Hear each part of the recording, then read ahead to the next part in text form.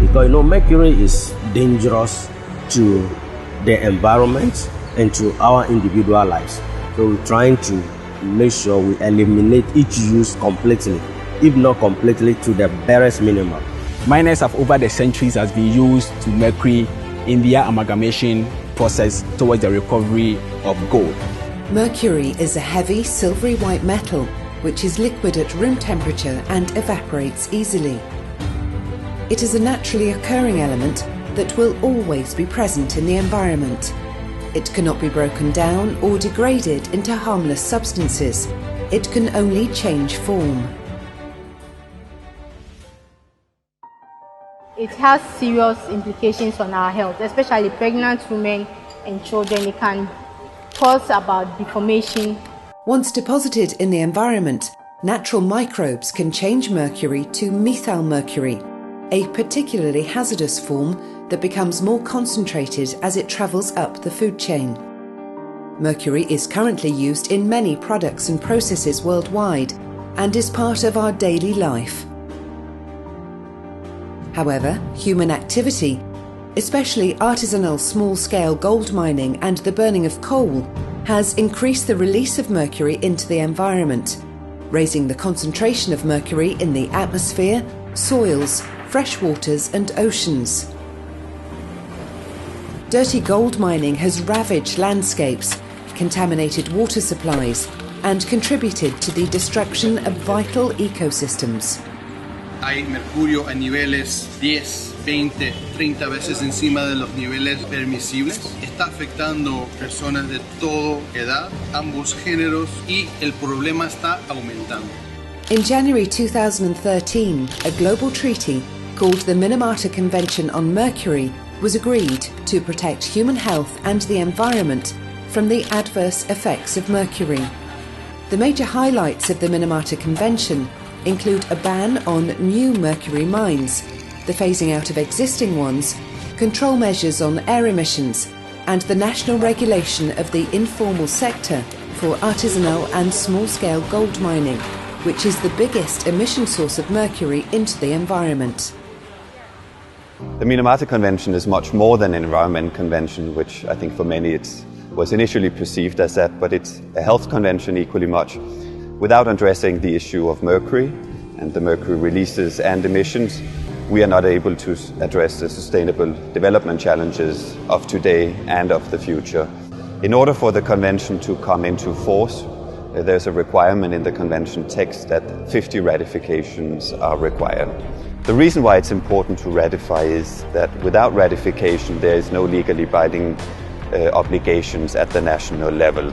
One of the initiative we have is the Swiss-funded initiative, the ratification and early implementation of the Minamata Convention of Mercury. We have the convention text, that's the first step, but many will follow. And one important step is the entry into force of this convention and the early implementation. And there we can continue our support through projects like the UNITAR project, where we support countries in preparing the ratification. Our role is to provide as much support as possible, administratively and technically. And in order to do that, we are using all our tools and materials available. This project has been able to gather different stakeholders around the table. There was a stakeholder forum which brought together all the various stakeholders across civil society, government, academia, and the media to discuss what the convention is about, what are the requirements, what are the roadmap towards ratification.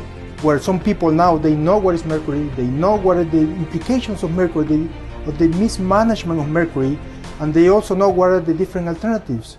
The Swiss UNITAR project on the ratification and early implementation of the Minamata Convention on Mercury started in early 2014 and involved 16 countries. We see that we have already many countries that have ratified now, that are members of the convention. That we believe is the best sign if a project works or not. El proyecto va a ayudar a difundir los beneficios de la ratificación del convenio. Ser parte ayudará al país a canalizar una serie de recursos y transferencias de tecnología. Ghana will do its best to ratify the convention as quickly as possible. In fact, our target is to have it done in 2016. If we are able to succeed in doing that, it means that the risk of mercury will be reduced drastically with time.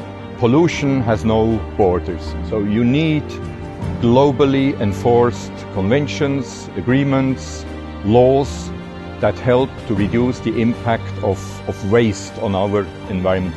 And it's not the environment of Switzerland or the environment of Ghana, it's the environment of all society and human beings.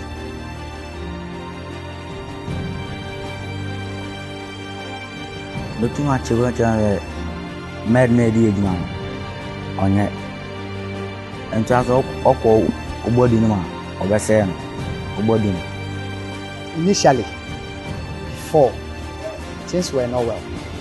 We have been handling things in any way that we think it will benefit us. Though we know mercury, don't put it in your mouth, and no one drinks up mercury or something. That is maybe all that we know. We don't know the causes of it and how one can be harmed in the environment, yourself, your neighbor, and other things. We don't know.